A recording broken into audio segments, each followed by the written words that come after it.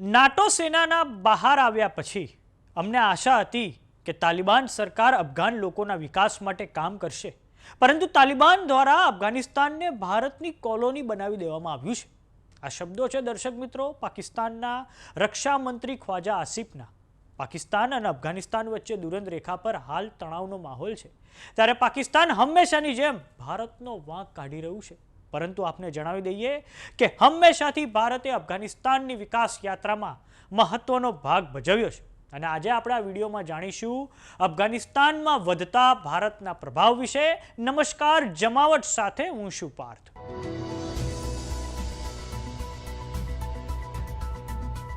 તો સૌપ્રથમ આપણે અફઘાનિસ્તાનના મેપ પર નજર કરીએ તો અફઘાનિસ્તાન આ વખાન કોરિડોર થકી ભારત સાથે જોડાયેલું છે. તેના પડોશી દેશોની વાત કરીએ તો દુરંત રેખા થકી પાકિસ્તાન તેની સાથે જોડાયેલું છે.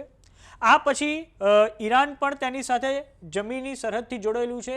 ઉત્તરની દિશામાં તુર્કમેનિસ્તાન, ઉઝબેકિસ્તાન અને તાજિકિસ્તાન એ અફઘાનિસ્તાન સાથે જોડાયેલા છે. અફઘાનિસ્તાનમાં તાલિબાન સૌ પ્રથમવાર 1996માં સત્તામાં આવ્યું, પરંતુ તે સમયે ભારતે અફઘાનિસ્તાનની આ જૂની તાલિબાની સરકાર જોડે તમામ સંબંધો તોડી નાખ્યા હતા, કેમ કે તે વખતે ભારત તાલિબાનને કુખ્યાત પાકિસ્તાની જાસૂસી સંસ્થા આઈએસઆઈના એક પ્રોક્સી એટલે કે એક સાથી તરીકે જોતું હતું. અને આપને જણાવી દઈએ કે પાકિસ્તાનની આ સંસ્થા આઈએસઆઈ એ ભારતમાં ખૂબ મોટા પાયે જે આતંકવાદી હુમલાઓ કરાવવામાં તેની ભૂમિકા રહી છે. અને તે સમયે જે જૂની તાલિબાની સરકાર છે તેને પાકિસ્તાન, યુએઈ અને સાઉદી અરેબિયા દ્વારા જ માન્યતા આપવામાં આવી હતી.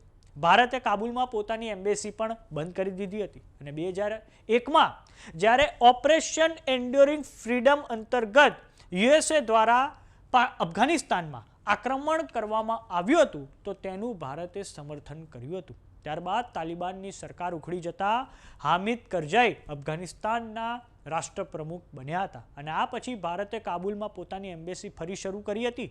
જો કે તાલિબાને આ બાબતનો બદલો લેવા માટે 2008માં કાબુલમાં ભારતની એમ્બેસી પર સુસાઇડ અટેક કરાવડાવ્યો હતો. જો કે 2021માં કાબુલમાં તાલિબાન ફરી એકવાર સત્તામાં આવે છે અને આ પછી યુએસ કાયમ માટે ઓગસ્ટ 2021માં અફઘાનિસ્તાનમાંથી વિડ્રો થઈ જાય છે. પરંતુ આ વખતે ભારતે અફઘાનિસ્તાનને લઈને એક પ્રેગ્મેટિક એપ્રોચ અપનાવ્યો છે. 2022માં ભારતે ટેકનિકલ એક્સપર્ટ ત્યાં અફઘાનિસ્તાનમાં મોકલ્યા હતા અને ઓક્ટોબર 2025માં એટલે કે ગયા વર્ષે તો ભારતે કાબુલમાં ફરી એકવાર પોતાની એમ્બેસી પણ ઓપન કરી હતી. અને ગયા વર્ષે ઓક્ટોબર 2025માં અફઘાનિસ્તાનના વિદેશ મંત્રી આમિર ખાન મુત્તાકી ભારતની મુલાકાતે આવ્યા હતા અને તે સમયે પણ જ્યારે અફઘાનિસ્તાનના વિદેશ મંત્રી આપણા ત્યાં આવ્યા હતા ત્યારે પણ પાકિસ્તાને અફઘાનિસ્તાનમાં ખૂબ મોટા પાયે સ્ટ્રાઇક કરી હતી અને અફઘાનિસ્તાને તે વખતે પાકિસ્તાનને મુંહતોડ જવાબ આપ્યો હતો. તો 2001થી લઈને 2021 દરમિયાન ભારતે અફઘાનિસ્તાનમાં $3 બિલિયન રોકાણ કર્યું છે. અને આ રોકાણ ભારતે શેમાં કર્યું છે તો સ્કૂલ બનાવવામાં આવી, હોસ્પિટલ બનાવવામાં આવી અને એટલું જ નહીં, એની રાજધાની કાબુલમાં આજે પણ ત્યાં એની જે સંસદ છે તે પણ ભારત દ્વારા બનાવવામાં આવી છે. વડાપ્રધાન નરેન્દ્ર મોદીએ ડિસેમ્બર 2015માં પહેલીવાર અફઘાનિસ્તાનની મુલાકાત લીધી હતી. આ ઉપરાંત અન્ય મહત્વના પ્રોજેક્ટ્સની વાત કરીએ તો BRO એટલે કે બોર્ડર રોડ ઓર્ગેનાઇઝેશન દ્વારા અફઘાનિસ્તાનમાં ખૂબ મહત્વના હાઈવે પણ બનાવવામાં આવ્યા છે, જેમ કે 218 કિલોમીટર લાંબો ઝારંજ દિલારામ હાઈવે.